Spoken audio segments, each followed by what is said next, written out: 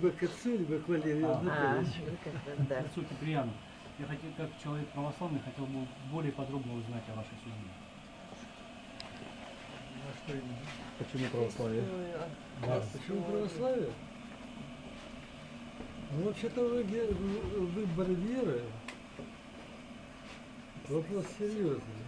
Православие, потому что, ну, я сказал так вам, вот у нас есть 5 основных, да, религий, которые считаются как бы, ну, такими традиционными, да.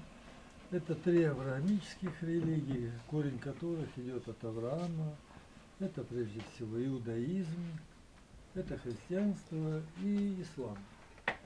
И еще плюс буддизм и индуизм. Так вот, во всех религиях, кроме христианства, встреча с Богом, она не предусмотрена. То есть человек в этой жизни не может встретиться с Богом.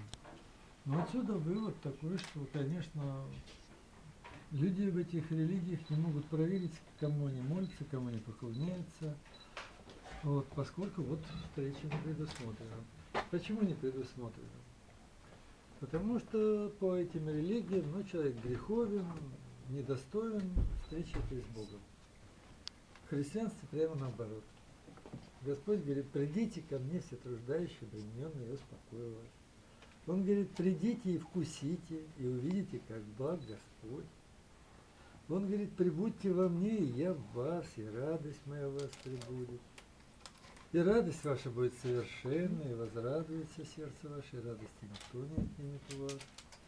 Более того, он говорит: стою у вашей двери и стучу, и кто услышит голос мой, откроет мне, войду и пировать будем. Поэтому в христианстве все познается на практике, в личном духовном опыте, то есть можно все проверить. Я это проверил от и до. Поэтому где истина, мне известно. Я это не просто поверил в то, что христианство от Бога, а не от кого-то другого. Я это просто знаю, это любой может узнать, кто захочет. Вот поэтому и православие. И православие, в отличие от, скажем, протестантизма и католицизма, ну, могу такой короткий образ дать, любая религия, любое учение, вероучение, оно говорит о 3 главных вещах. Оно дает представление о Боге, каков он. Ну и в этом смысле, конечно, в христианстве у всех у католиков, у протестантов и православных это одно представление, оно не может быть разным.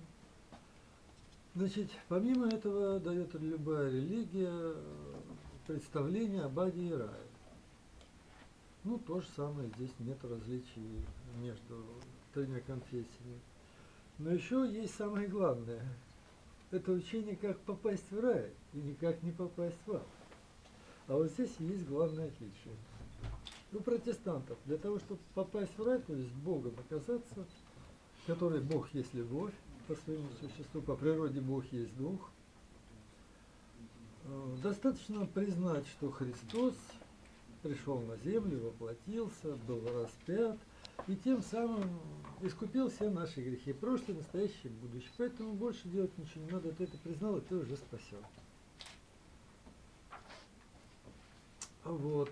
Католики говорят: нет, это недостаточно, надо еще добрые дела делать, поэтому у них хорошо развита социальная сфера у католиков.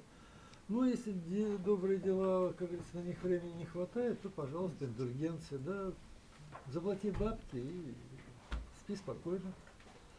Вот. Но в православии говорит, что недостаточно просто верить, недостаточно делать добрые дела, надо уподобиться Богу.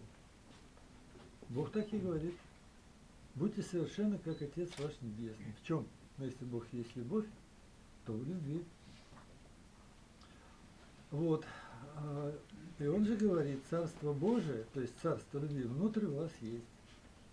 Так вот, православие учит там, как измениться, как стать другим человеком, подобным Богу.